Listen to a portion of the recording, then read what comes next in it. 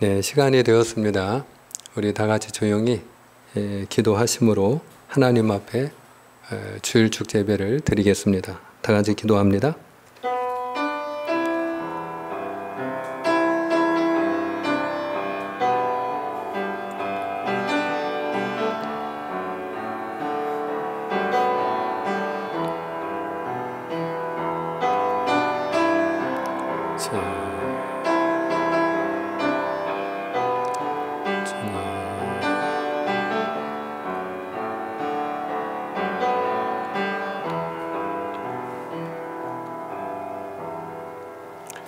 아버지께 참으로 예배하는 자들은 영과 진리로 예배할 때가 오나니 곧 이때라. 아버지께서는 이렇게 자기에게 예배하는 자들을 찾으시느니라. 하나님은 영이시니 예배하는 자가 영과 진리로 예배할지니라. 사람은 외모를 취하나 하나님은 중심을 보시느니라.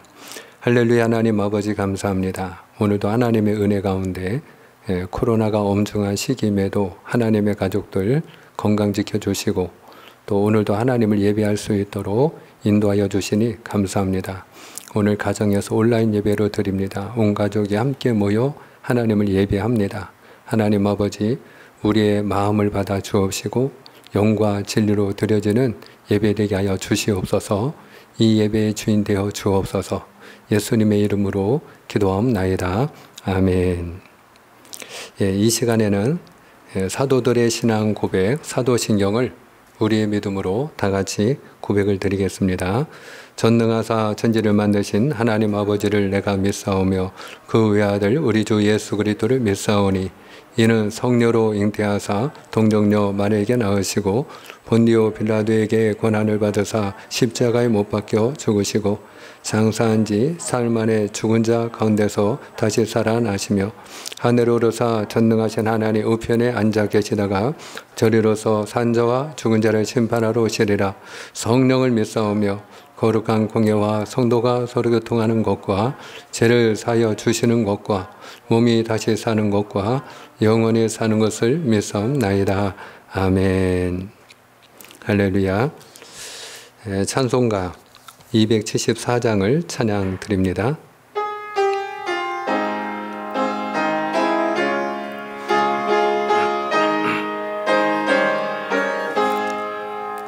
나 행한 것 죄뿐이니 주 예수께 비옵기는 나의 몸과 나의 마음을 깨끗하게 하옵소서.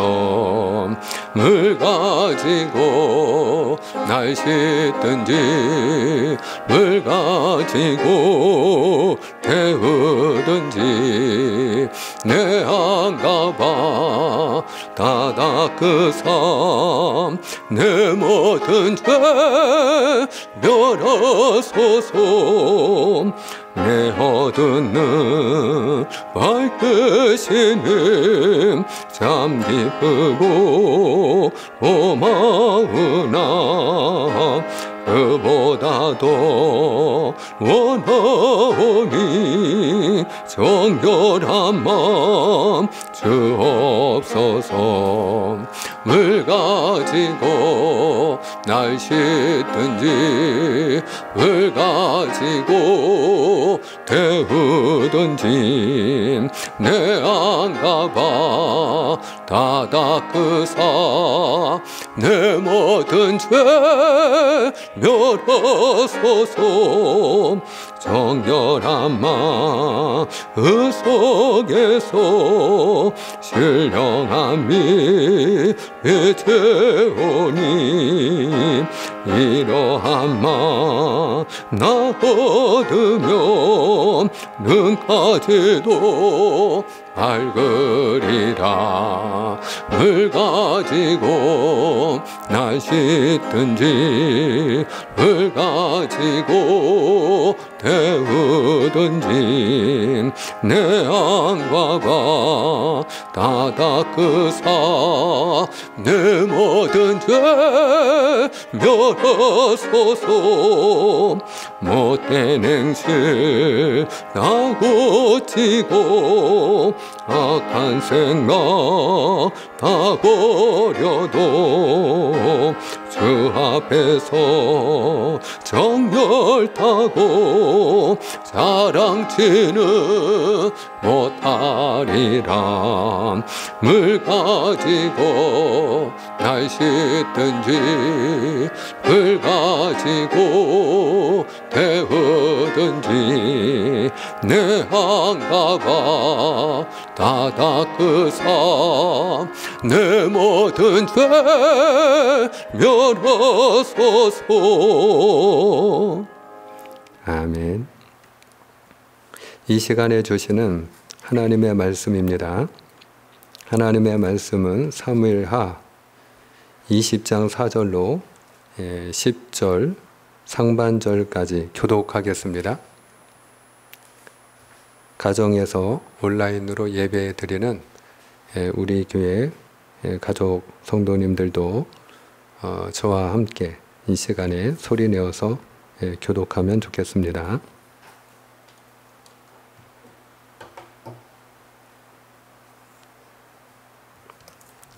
사무엘하 20장 4절로 10절 말씀 교독하겠습니다. 왕이 아마사에게 이르되 너는 나를 위하여 3일 내로 유다 사람을 큰 소리로 불러 모으고 너도 여기 있으라 하니라. 아마사가 유다 사람을 모으러 가더니 왕이 정한 기일에 지체된지라. 다윗이 이에 아비새에게 이르되 이제 비그리의 아들 세바가 압살롬보다 우리를 더 헤아리니 너는 내 주의 부하들을 데리고 그의 뒤를 쫓아가라. 그가 견고한 성읍에 들어가 우리들을 피할까 염려하노라 하매 요압을 따르는 자들과 그렛 사람들과 블렛 사람들과 모든 용사들이 다 아비새를 따라 비그리의 아들 세바를 뒤쫓으려고 예루살렘에서 나와 기브온 큰 바위 곁에 이름에 아마사가 맞으러 오니 그때 요압이 군복을 입고 띠를 띠고 칼집에 꽂은 칼을 허리에 맸는데 그가 나아갈 때에 칼이 빠져 떨어졌더라. 요압이 아마사에게 이르되 내 형은 평안하냐 하며 오른손으로 아마사의 수염을 잡고 그와 입을 맞추려는 체함에 다 같이 아마사가 요압의 손에 있는 칼은 주의하지 아니한지라.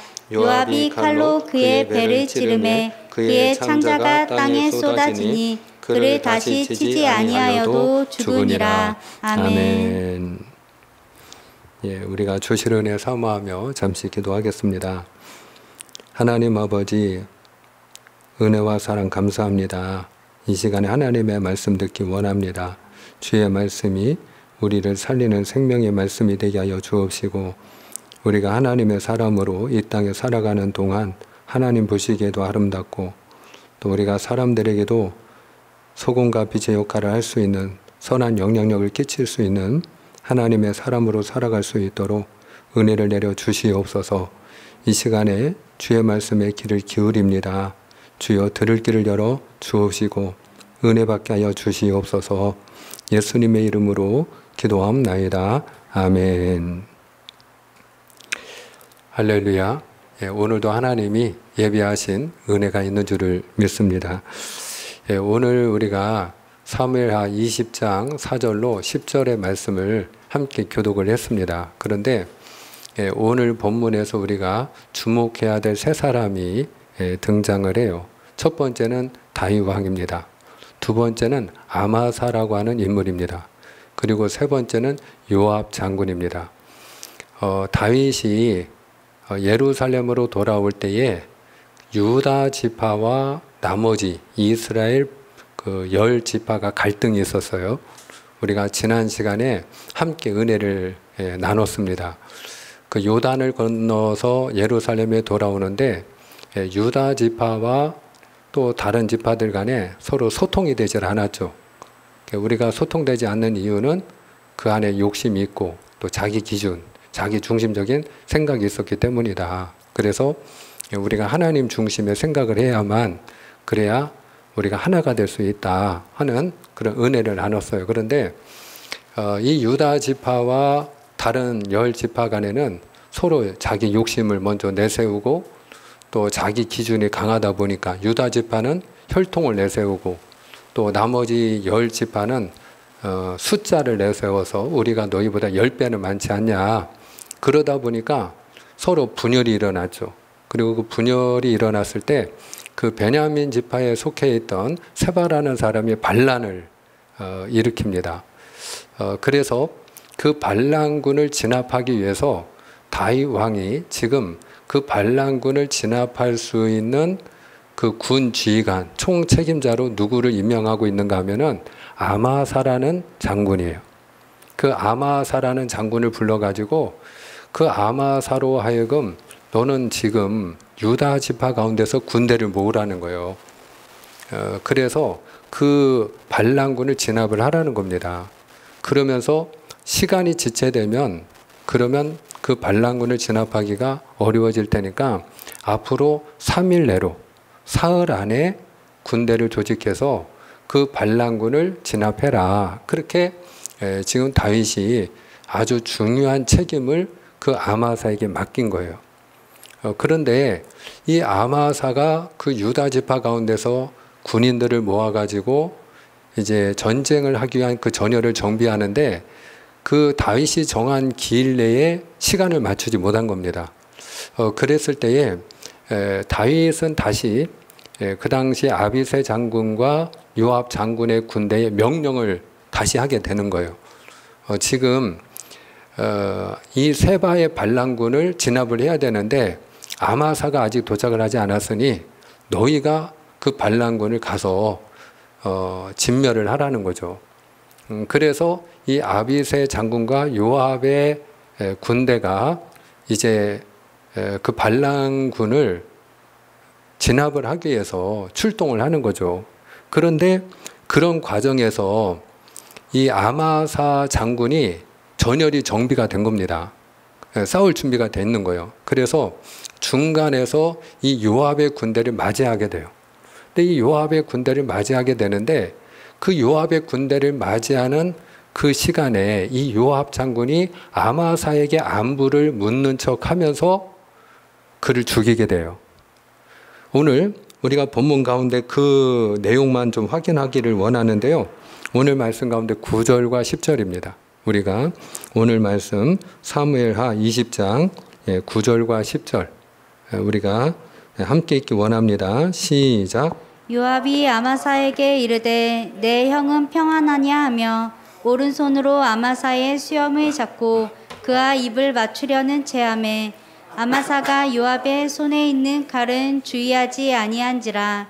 요압이 칼로 그의 배를 찌르매 그의 창자가 땅에 쏟아지니 그를 다시 치지 아니하여도 죽으니라. 아멘. 요압 장군이 내 형은 평안하냐 이렇게 물어본 걸 우리가 보아서 아마도 이 아마사 장군이 요압보다는 연장자, 나이가 좀 더 많았던 것 같아요. 그러니까 편하게 이야기하면 형님 그동안 잘 지내셨죠? 그러면서 그에게 입맞춤을 하는 척하면서 오른손으로 그의 수염을 붙잡고 입맞춤을 하는 척하면서 한쪽에 칼을 들고 있다가 그의 배를 찔러서 그가 다시 치지 아니하여도 그가 죽었더라 하는 거예요. 그러면 왜 이 요압 장군은 다윗의 명을 받고 이 반란군을 진압하러 먼저 출발을 했던 이 아마사 장군을 죽인 걸까? 이유가 있겠죠. 우리가 몇 가지 이유를 생각할 수 있는데 첫 번째는 이 아마사 장군은 과거에 그 압살롬의 그 반란군을 지휘했던 그런 수장이었어요. 그러니까 적장이었던 거죠. 적장. 그런데 압살롬이 죽은 다음에 이 아마사 장군이 다윗에게 돌아온 겁니다. 그러니까 다윗에게 돌아올 때 다윗이 이스라엘을 통합하는 차원에서 그를 용서하고 받아준 거예요. 그리고 그를 받아주고 이 아마사로 하여금 공로를 세울 수 있도록, 자기 자신을 위하여 또 나라를 위하여 공로를 세울 수 있도록 이 세바의 반란군을 진압하게 그 중책을 맡긴 겁니다. 그런데 요압이 생각할 땐 용납이 안 됐던 거죠. 왜? 그가 얼마 전까지만 해도 적장이었기 때문에. 그래서 그는 죽였을 거다, 이렇게 우리가 생각할 수 있어요. 또 다른 이유는 아마도 이 요압 장군이 시기하는 마음 때문에 죽였을 거다, 이렇게 우리가 생각을 해볼 수 있어요. 왜냐하면 지금 이 반란군을 진압하게 되면, 그러면 다른 때 같으면 다윗 왕이 누구에게 그 중책을 맡겼을까요? 당연히 요압 장군이죠.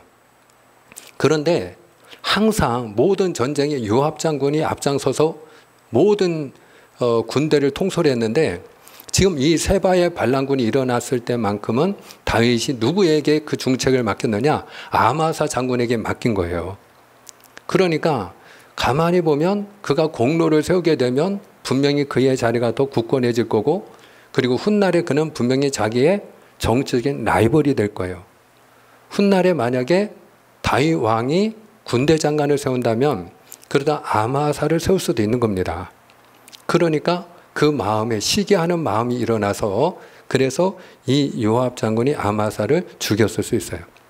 그런데 우리가 이 두 가지 다, 그가 과거에는 적장이었고 또 지금은 시기하는 마음 때문에 그를 죽였다 할지라도 우리가 간과할 수 없는 게 무엇인가 하면은 다윗은 왕이잖아요. 왕이 어명을 내린 거잖아요. 그래서 이 아마사 장군에게 중책을 맡겼잖아요. 군 지휘관으로서 그 책임을 가지고 반란군을 그것도 진압하려고 하는 아주 중대한 사명을 맡긴 거잖아요. 그럼에도 불구하고 요압 장군이 뭐 그런 이유가 있었다 할지라도 자기 마음대로 아마사 장군을 죽였다 하는 것은 심각한 문제가 되는 거죠. 그러면 그가 그럼에도 불구하고 이렇게 아마사 장군을 죽였다라고 할 때 그 이유는 무엇일까? 가장 중요한 이유가 여기에 있는데, 그것이 무엇인가 하면 그는 다윗을 가벼이 여겼다 하는 거예요. 요압 장군이, 다윗은 비록 왕이고 자기는 신하임에도 불구하고 그 다윗 왕을 가벼이 생각했다 하는 것입니다. 사실 오늘 이 아마사 장군을 자기 마음대로 죽인 일 이외에도 과거에도 그가 다윗 왕을 가벼이 여기고 그리고 업신 여긴 사례는 여러 번 있어요.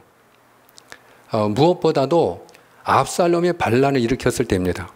압살롬의 반란을 일으켰을 때 그 전쟁터에 나가는 요압의 군대와 그 모든 백성들에게 다윗 왕이 신신당부한 게 있거든요.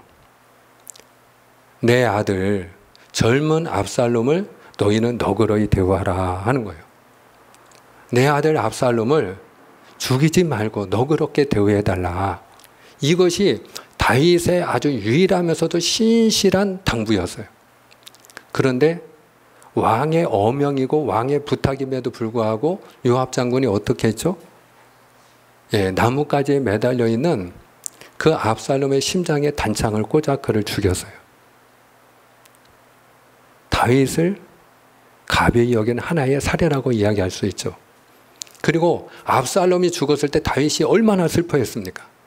다윗이 눈물을 흘리면서 내 아들 압살롬아. 그리고 그가 아주 심히 탄식을 했죠. 그런데 그가 탄식할 때에도 그때에도 왕을 가벼이 여기는 요압 장군의 모습을 우리가 볼 수 있었어요. 그 왕을 향하여 위로하기보다는 오히려 왕이 지금 만약에 성문으로 나가서 백성을 위로하지 아니한다면, 그렇다면 오늘 밤에 이 백성 가운데 한 사람도 왕과 함께하는 사람은 없을 겁니다. 아마 왕이 지금까지 많은 고난을 겪었다고 하지만, 그러나 젊은 날부터 지금까지 왕이 겪은 그 어떤 고난이나 어떤 화보다도 비교할 수 없는 더 큰 화를 당하게 될 것입니다 라고 그는 사실상 거의 협박에 가까운 경고를 한 일이 있죠. 그리고 오늘 본문에서도 다윗 왕이 임명한 장수임에도 불구하고 그건 어명이에요. 그럼에도 불구하고 그 왕의 권위에 도전하는 모습을 그가 보여주고 있는 거죠. 이것은 그가 다윗 왕을 가벼이 여긴 결과다. 그의 말을 우습게 여긴 결과다. 이렇게 우리가 말할 수 있는 거죠. 자, 그렇다면 어떤 계기가 있었겠죠. 요압 장군이 다윗 왕을 이렇게 가볍게 생각하는, 다윗을 우습게 여기는 어떤 계기가 있었을 거예요. 그게 무엇일까요? 그것은 다윗의 죄 때문입니다. 다윗의 죄. 다윗이 우리가 이미 잘 알고 있는 것처럼 밧세바를 범했죠. 그리고 그 죄를 감추기 위해서 그 밧세바가 임신을 했기 때문에 그가 결과적으로 어떤 죄를 저지르게 됩니까? 그의 남편 우리아를 죽이게 됩니다. 그런데 그 남편 우리아를 죽일 때에 다윗이 누구의 손을 빌려서 우리아를 죽였죠? 그가 전쟁터에 우리아를 다시 내보내면서 그의 손에 편지를 주어서 전달하게 한 사람이 있는데 그가 바로 오늘 본문에 나오는 요압 장군이죠. 그 요압으로 하여금 그 우리아를 당시 암몬 족속, 그 암몬의 수도였던 라빠성을 함락시키기 위해서 전쟁을 하는 중에 있었는데 그 우리아로 하여금 최전방에 세우게 하고 그리고 성 밑에까지 공격을 했을 때 자기들은 다 후퇴함으로 인해서 우리아가 홀로 남게 함으로 인해서 우리아로 죽음에 이르게 했죠. 바로 그 일을 다윗의 손발이 돼서 수행했던 인물이 요압 장군이에요. 그러니까 요압 장군에게 다윗은 약점이 잡혔던 거죠. 그 요압이 다윗이 어떤 죄를 지은 사람인지를 너무나도 잘 아는 거죠. 왜? 다윗이 밧세바를 범한 일과 그의 남편 우리아를 죽이는 일에 사실상 그 모든 전모를 다 파악하고 있는 사람이 요압 자기 자신이었기 때문이에요. 그러니까 비록 다윗은 그때도 왕이었고 그 전에도 왕이었고 그 이후에도 왕입니다마는 그가 죄를 지은 그 이후부터 요압 장군은 다윗은 한 죄인에 지나지 않았던 거예요. 그냥 다윗은 아주 간교하고 사악한 그런 죄인에 지나지 않았던 겁니다. 그러니까 그 이후로 다윗이 왕이 그렇게 신신당부함에도 불구하고 압살롬을 죽이고 또 다윗을 책망하듯이 거의 위협하면서 협박성 경고를 하기도 하고 그리고 자기 마음대로 왕이 임명한 장수임에도 불구하고 오늘 본문에 나오는 마아사를 단칼에 죽여버리는 이런 행포를 지금 요압이 벌이는 거예요. 실제로 이 일이 나중에 다윗에게 알려집니다만 다윗은 아무 말도 하지 못해요. 왜? 요압 장군에게 약점이 잡혀있기 때문에. 과거에 지난날에 다윗이 어떤 죄를 지었는지를 누구보다도 요압이 잘 알고 있기 때문이에요. 사랑하는 여러분, 오늘 말씀을 통해서 우리가 배워야 될 중요한 진리가 있습니다. 한번 우리 다 같이 따라하면 좋겠습니다. 죄는 가치를 떨어뜨립니다. 한 번 더 반복합니다. 죄는 가치를 떨어뜨립니다. 아멘입니까? 우리가 죄를 짓는 그 순간 우리의 가치는 떨어지는 거예요. 죄는 그 사람의 가치를 떨어뜨리는 것이에요. 다윗이 죄를 짓는 그 순간 그는 왕이었지만 그의 권위는 땅바닥에 떨어집니다. 그 다윗의 존엄성이 땅바닥에 떨어집니다. 더 이상 다윗은 요압으로부터 존경을 받지 못합니다. 요압이 그를 경홀히 여기기 시작한 이유, 그를 가볍게 대하기 시작한 이유, 그것은 바로 그가 지은 죄 때문이었어요. 우리가 한 몸이라고 하는 부부간에도 마찬가지인 것 같아요. 부부간에도 배우자에게 만약에 우리가 한쪽에서 죄를 짓게 되면 한쪽에서 도덕적인 어떤 죄를 짓든지 아니면 거짓말을 했다든지 그렇게 속이는 일이 있었다. 그러면 어떤 일이 일어나죠? 그 전까지만 해도 아내가 남편을 존경하고 또 남편은 아내를 사랑하는 관계였어요. 그러나 그 부부 사이에도 누군가 한쪽에서 다른 상대방에게 죄를 지으면 그러면 더 이상 남편의 가치는 인정받지 못하는 거예요. 아내의 가치는 인정받지 못하는 거예요. 더 이상 그 남편의 권위가 세워지지 않습니다. 그 순간부터 남편은 그 아내로부터 대접받지 못하는 거예요. 아내도 마찬가지로 남편에게 죄를 지었을 때 그때부터 더 이상 그 가치를 인정받지 못하는 거예요. 우리가 부모가 자녀들 앞에서 적당히 죄와 타협을 하거나 그리고 적당히 우리가 거짓말하는 모습을 보여주면 안 되는 이유도 여기에 있어요. 왜? 부모가 죄와 타협하거나 또 자녀들이 보는 앞에서 거짓말을 하는 모습을 보여주게 되면 그 순간부터 죄를 짓는 그 순간부터 그것을 본 자녀들로부터 인정을 받지 못하기 때문에 부모의 권위가 그 순간부터 땅바닥에 떨어지는 거예요. 그래서 그 다음부터는 부모가 어떤 말을 해도 자녀들이 들은 척도 안 합니다. 시큰둥합니다. 그 부모의 가치, 부모의 권위를 더 이상 인정하지 않고 존중하지 않기 때문에 아무리 그가 대통령이고 나라의 지도자라 할지라도 죄를 짓는 순간 어떤 일이 일어납니까? 더 이상 그가 아무리 대통령 직위를 감당했다 할지라도 최고의 자리에 있었다 할지라도 죄수복을 입는 그 순간 그는 죄인에 지나지 않아요. 죄수복을 입은 대통령 누가 존경하겠습니까? 어느 국민이 그를 인정하겠습니까? 죄를 지으면 대통령도 그냥 죄인일 뿐인 거예요. 저는 최근에 이 코로나 위기를 맞이해서 우리 한국교회와 또 우리 성도님들의 그 위치를 한번 생각을 해 보았어요. 자, 세상 사람들이 지금 우리 한국교회와 우리 성도님들을 어떤 눈으로 보고 있나요? 우리 한국교회의 가치와 성도님들의 가치를 매긴다면 그러면 세상 사람들은 어느 정도 그 가치를 매김할까요? 우리가 어떤 사람의 가치를 이야기할 때 첫째, 없으면 안 되는 사람이 있어요. 모든 사람이 필요로 하는 사람. 그 사람은 절대적 가치를 가진 사람이죠. 어떤 사람은 있어야만 하는 사람도 있어요. 뭐 있어도 그만 없어도 그만인 거죠. 근데 어떤 사람의 경우에는 저런 사람은 없으면 좋겠다 하는 사람도 있어요. 전혀 가치를 인정받지 못하는 경우라고 할 수 있겠죠. 오히려 점수를 매긴다면 마이너스에 해당하는 사람이라 할 수 있겠죠. 우리 한국교회와 우리 성도님들을 볼 때 세상은 어떤 눈으로 볼까요? 없으면 안 되는 교회? 아니면 있으나 마나한 교회? 그것도 아니면 오히려 없는 게 낫겠다고 하는 교회. 세상 사람들이 지금 우리 한국교회와 우리 한국교회 성도님들을 우리 믿음의 사람들을 어떤 눈으로 보는지는 오히려 여러분이 더 잘 알리라고 생각을 합니다. 그럼 왜 이런 일이 일어났을까요?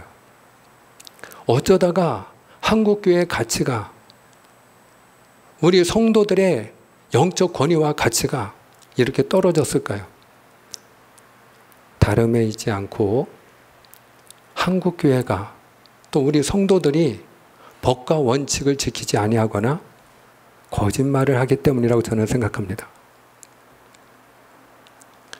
정부 당국에서 이렇게 코로나가 대유행을 할 때 나름대로의 방역 수칙을 발표를 하고 법을 세우고 원칙을 정합니다. 그럼 그걸 지켜야죠. 오히려 한국교회가 오히려 하나님을 믿는 하나님의 백성들이 비록 답답하고 힘들고 어려움이 있지만 저도 이렇게 온라인 예배를 드리는 게 너무나도 힘이 들고 제 나름대로 어려움이 있지만 그러나 그럼에도 불구하고 우리가 지금 정부가 어떤 하나의 법과 원칙을 세웠을 때는 교회가 먼저 성도가 먼저, 하나님의 백성이 먼저 솔선수범을 해야 할 줄을 믿습니다. 우리가 경우에 따라서는 한국 교회가 많은 교회들이 있기 때문에 그 많은 교회들 가운데 지극히 적은 일부의 교회에서 때로는 방역수칙을 지키지 않는 일이 일어날 수 있다고 저는 생각합니다. 백보양보해서 본인들이 안전불감증으로 그냥 편하게 생각했다가 확진자가 나올 수도 있다고 생각해요. 그러나 백보양보해서 방역수칙을 지키지 못하는 경우가 있다 할지라도 그래도 우리가 거짓말을 해서는 안 되는 거죠. 적어도 방역당국에서 교회 안에서 어떤 확진자가 나왔을 때 동선에 대해서 질문을 하거나 조사를 하면 동선을 속이는 일을 해서는 안 되는 거죠. 목사님이, 경우에 따른 사모님이, 또는 교회 다니는 성도님들이 역학조사하면 다 나올 수 있는 동선임에도 불구하고 본인들이 거짓말을 하는 일들이 일어날 때 어떤 결과를 초래하게 됩니까? 사회는 더 큰 위험에 빠지게 되는 거죠. 그리고 무엇보다도 하나님이 우리에게 10가지 계명을 주시지 않았습니까? 근데 그 10가지 계명 가운데 9번째 계명에 분명히 우리에게 하나님이 하지 말라고 하신 것이 있어요. 내 이웃에 대하여 거짓 증거하지 말지니라. 거짓말은 죄악이라는 거죠.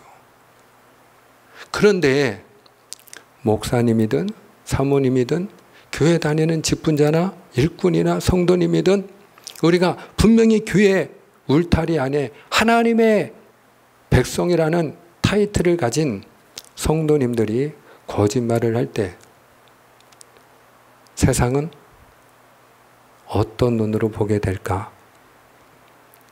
그런 의미에서 오히려 이번 코로나 시국에 우리가 하나님의 교회가 솔선수범을 하고 또 힘들고 어려움이 있지만 답답함도 있지만 또 때로는 우리가 피해도 있지만 그럼에도 불구하고 하나님의 백성이 법과 원칙을 먼저 지키고 본을 보이고 그리고 정직하게 말하고 행함으로 인해서 오히려 교회의 가치가 회복이 되고 그리고 성도님들의 영적 권위와 가치가 회복되는 그런 은혜가 있게 되기를 축복을 합니다.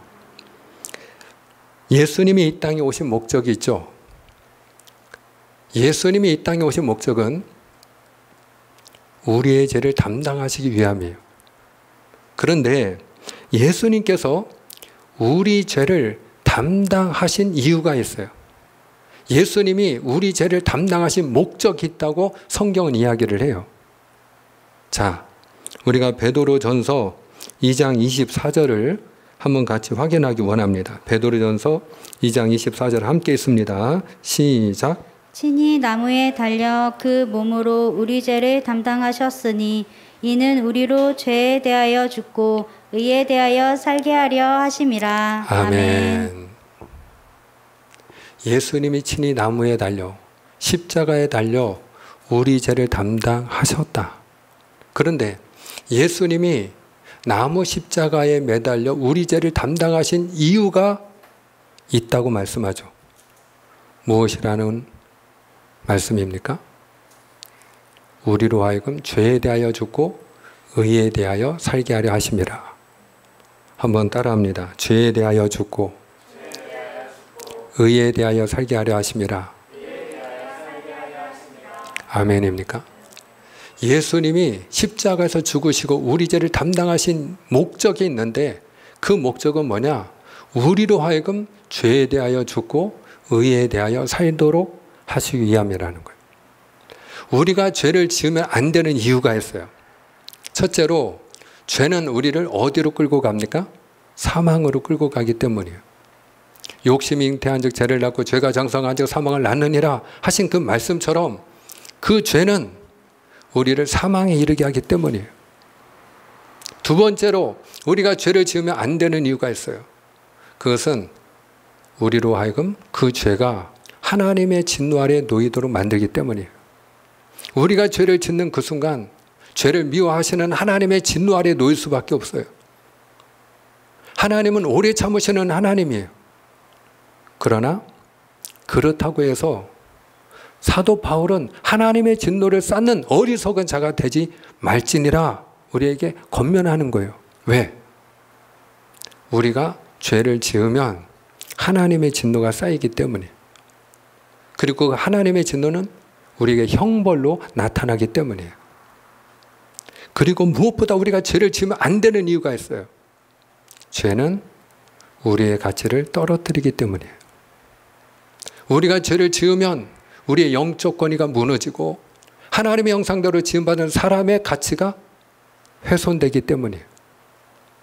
우리가 죄를 짓는 그 순간 우리의 가치가 떨어지기 때문이에요. 구약 성경에 보면 호세아라는 선지자가 등장합니다. 그 호세아 선지자에게 하나님이 한 가지 명령을 하세요. 고멜이란 여자와 결혼해라. 근데 이 고멜이란 여자는 어떤 여자냐? 과거가 있는 여자, 행실이 바르지 않은 여자, 음란한 여자였어요. 근데 하나님이 이와 같이 명령하실 땐 이유가 있었어요. 왜? 당시에 우상을 숭배하고 음란했던 그 이스라엘 백성, 내가 너희를 여전히 사랑한다는 걸 하나님이 이 호세아 선지자를 통하여 보여주시기 위함이었던 거죠. 그래서 호세아 선지자는 그 여인의 과거를 묻지 않고 그 여인을 데려다가 함께 결혼 생활을 합니다. 그리고 이남 일녀의 새 자녀도 낳아요. 아무 일 없이 지내는 것 같았는데 재벌옷 남 못 준다고 어느 날 이 고멜이란 여인이 가출해버린 거예요. 그리고 직업 여성이 됐어요. 창기가 된 거예요. 그런데 하나님이 호세아 선지자에게 다시 데려오라는 거예요. 그 여인을 데려와서 아내로 다시 맞이하고 사랑을 해주고 가정을 이루고 그 여인과 함께 살라는 거예요. 이스라엘을 향한 하나님의 마음, 하나님의 백성을 향한 하나님의 마음을 보여주기 위함이었죠. 자, 그런데 호세아 선지자가 그 이미 직업 여성 창기가 된 그 여인을 자기 아내로 다시 맞이하기 위해서는 그를 값을 주고 사야 했어요. 값을 지불해야 됐다는 얘기죠. 그런데 그 값이 얼마였느냐? 호세아 3장 2절에 보면 그가 지불한 값이 나옵니다. 호세아 3장 2절을 함께 읽습니다. 시작. 내가 은 15개와 보리 한 호멜 반으로 나를 위하여 그를 사고. 아멘. 은 15개, 보리 한 호멜 반. 이 보리 한 호멜 반은 은 15세겔에 해당하는 값이에요. 그러니까 합치면 은 30세겔입니다. 은 30세겔에 해당하는 값을 주고 이 고멜이란 여인을 다시 데려온 거예요. 그런데 이 은 30세겔의 가치는 당시에 어떤 값이었느냐? 노예의 몸값이에요. 노예의 몸값. 한마디로 이 고멜이란 여인이 죄 가운데 있을 때 그 여인은 당시에 노예가 어떤 존재들입니까? 당시의 사람들의 생각에는 그저 노예는 말하는 짐승에 비유될 정도였어요. 그냥 짐승인데 말하는 짐승이었다는 거죠.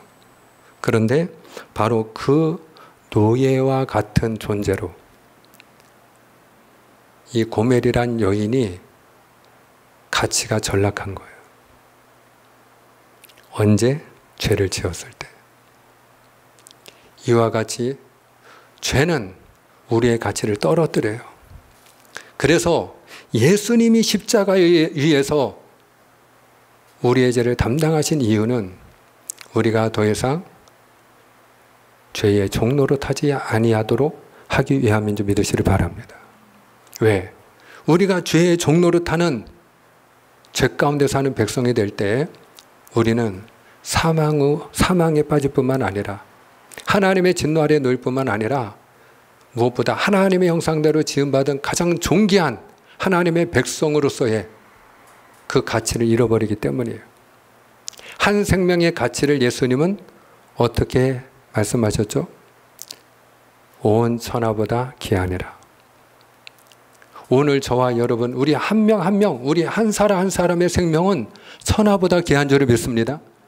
그런데 이렇게 천하보다 귀한 그런 가치 있는 우리 한 사람 한 사람이 언제 그 가치를 잃어버리느냐? 죄를 지었을 때입니다. 죄는 가치를 떨어뜨리기 때문이에요. 말씀을 맺고자 합니다. 예수님이 죽으신 것은 우리로 하여금 더 이상 죄의 종로로 타지 아니하도록 하기 위함이에요. 죄에 대하여 죽고 의에 대하여 살도록 하기 위함이에요.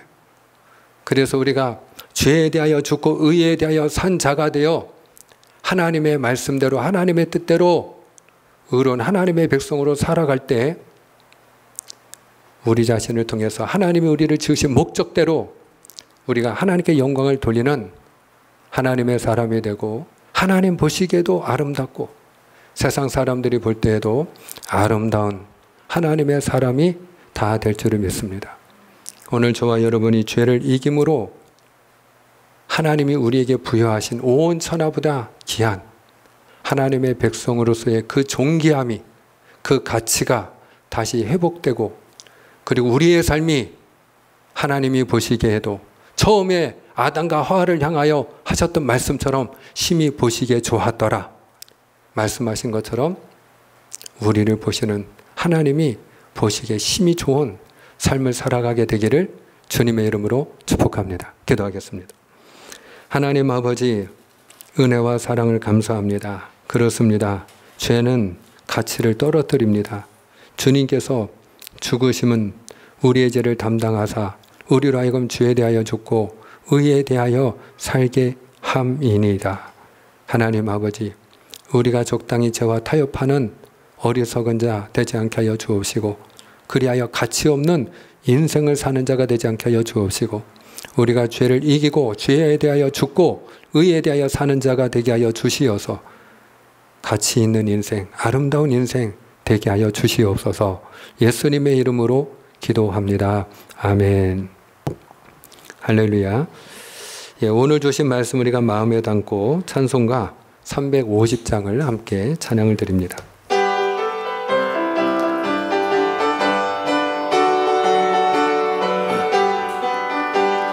우리들이 싸울 것은 혈기 아니요, 우리들이 싸울 것은 육체 아니요, 마귀 권세 맞서 싸워 깨쳐버리고 주 영은 살릴 것일세. 한 마음으로 힘써 나가세, 한 마음으로 힘써 싸우세. 마귀 권사들과 힘써 싸워서 성령고를 흘리기까. 우리들이 입은 갑옷새가 아니요, 우리들이 가진 검은 강철 아니요, 하나님께 받아가진 평화의 복음 거룩하신 말씀이로다. 한 마음으로 힘써 나가세, 한 마음으로 힘써 싸우세. 악한 마귀 권사들과 힘써 싸워서 성령고를 흘리기까지. 악한 마귀 죄 아무리 강할지라도 우리들의 대장 예수 앞서가시니 주저 말고 용기 있게 힘써 싸우세. 새 승리 얻을 때까지 한 마음으로 힘써 나가세, 한 마음으로 힘써 싸우세. 악한 마귀 권사들과 힘써 싸워서 성령고를 흘리기까지. 죄악 중에 빠진 사람 죄를 이으켜 십자가에 달린 예수 믿기만 하며 위대한 데 퍼진 영혼 구원 얻어서 정읍 백성 내 것임일세. 한 마음으로 힘써 나가세, 한 마음으로 힘써 싸우세. 악한 마귀 권사들과 힘써 싸워서 성령고를 흘리기까지. 아멘. 드린 예물 위하여 기도를 드리겠습니다.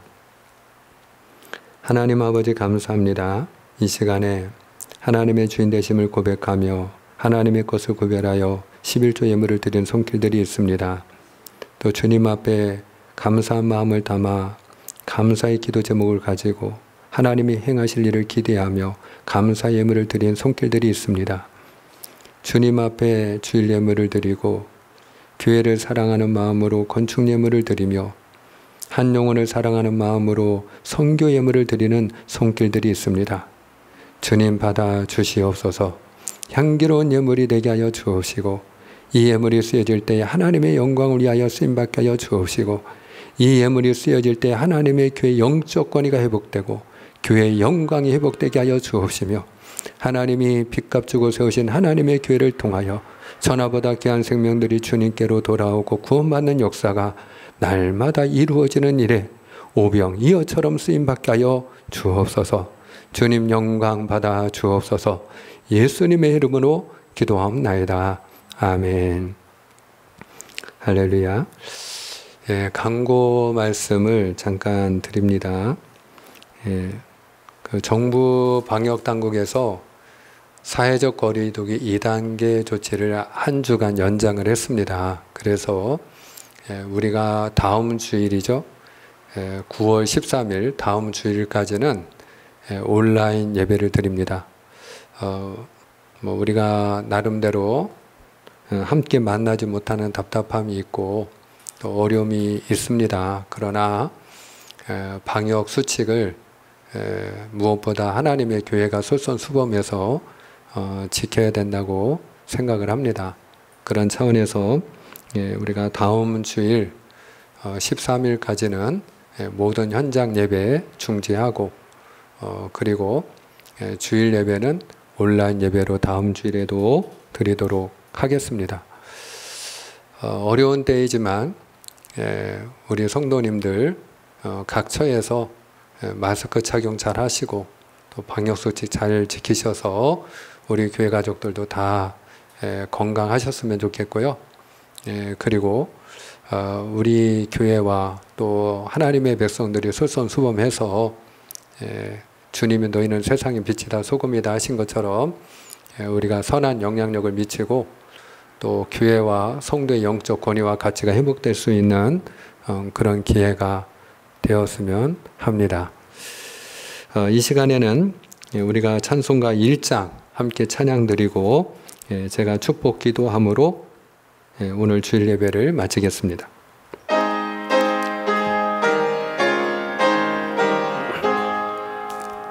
만복의 근원 하나님 온 백성 찬송 드리고 저전사여 찬송하세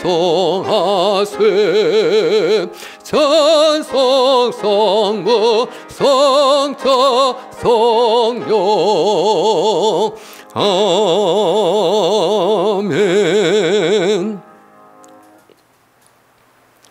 이제는 우리를 사랑하사 자기 몸을 아낌없이 내어주신 우리 주 예수 그리스도의 그 크신 은혜와 하나님 아버지의 그 극진하신 사랑과 성령님의 감화감동 교통 충만케 하여 주심이 오늘 하나님의 교회에 모여 온라인 예배를 준비하는 하나님의 가족들과 또 가정에서 온라인 예배로 참여하는 하나님의 가족들 오늘 주신 말씀 그대로 죄를 이기고 하나님 보시기에 아름다운 인생, 가치 있는 인생으로 살아가기를 마음에 다짐하는 주의 사랑 권속들 머리머리 위에 이제부터 영원토록 함께하여 주시기를 간절히 축원하옵나이다. 아멘.